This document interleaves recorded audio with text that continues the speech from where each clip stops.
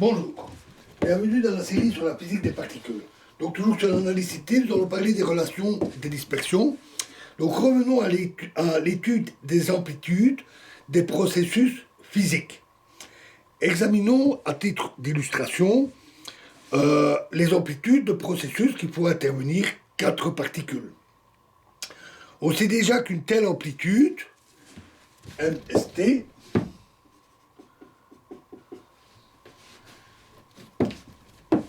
dépend de 2 variables réelles, par exemple de S et T.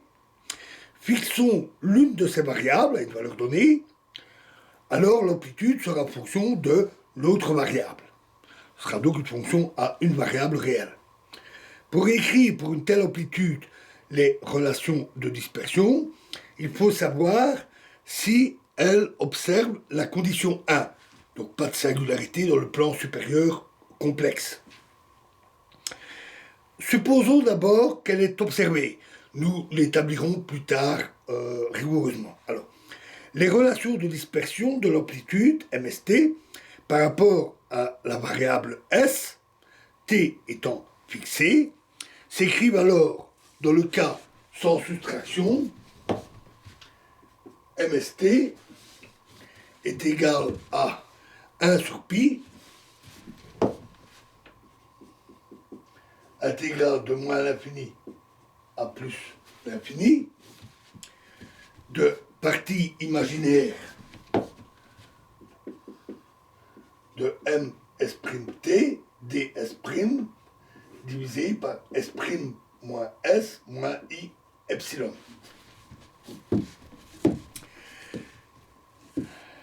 Et dans le cas avec soustraction, elle s'écrit s moins s0 sur pi, intégrale de moins l'infini à plus l'infini, imaginaire ms' t d s' divisé par s' moins s moins i epsilon fois s' moins s0 moins i epsilon plus m s0t.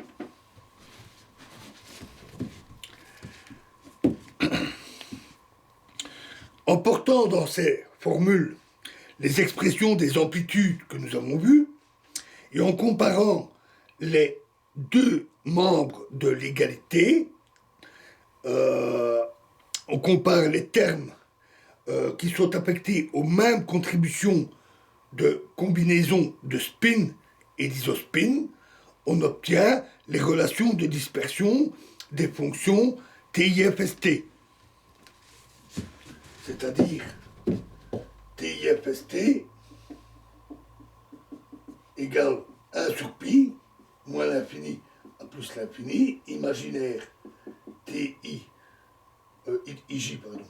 TIJ ST, S'T', S'T, DS', c'est exactement les mêmes relations. S' moins S moins I epsilon, et celle avec soustraction, TIJ ST égale S moins S0 sur pi, l'intégrale moins l'infini plus l'infini, imaginaire T, IJ, S' T, ds', divisé par S' moins S moins I epsilon, S' moins S0 moins I epsilon, plus T, I, J, S0T.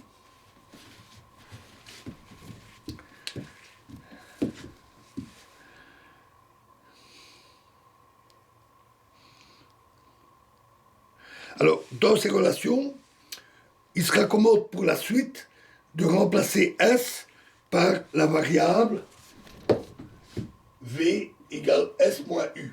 U étant la 3e variable du plan de Mandelstam. La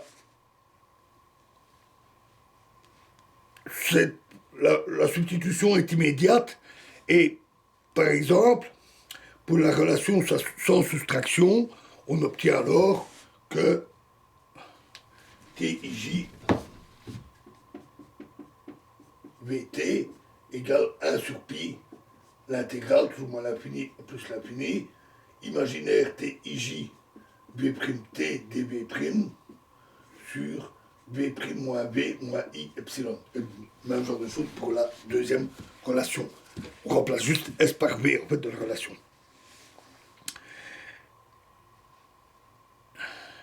On peut aussi écrire ceci comme partie réelle de TIJVT est égale à la partie principale divisé par pi de l'intégrale imaginaire TIJ et ici sans le I epsilon. L'intégrale plus classique. Et la relation avec soustraction s'écrit de même. T, partie réelle TIJ VT égale partie principale. Plutôt, j'écris directement V moins V0 sur pi, partie principale, l'intégrale de imaginaire TIJ S' T ds' sur S' moins S, S' moins S0 plus TIJ S0T. Donc c'est assez direct. Alors, on avait vu aussi les conditions pour calculer les parties imaginaires avec les conditions d'unitarité. Donc, l'utilisation simultanée des propriétés d'unitarité et d'analicité permet de calculer les fonctions TIJ. Et donc, par suite, ça permet de calculer l'amplitude du processus. La contribution à l'amplitude est apportée par les états intermédiaires à 1, 2, 3 particules et autres états à particules multiples. Pour le calcul exact de l'amplitude, il faut tenir compte de la contribution de tous les états intermédiaires. Mais il y en a beaucoup, avec toutes les particules possibles. Et donc, pourtant, dans la pratique, on ne parvient pas à le faire. C'est pourquoi il reste à se borner aux approximations, c'est-à-dire de prendre que les premiers états intermédiaires. Voilà, et dans la prochaine vidéo, nous parlerons des termes à pôles. Je vous remercie.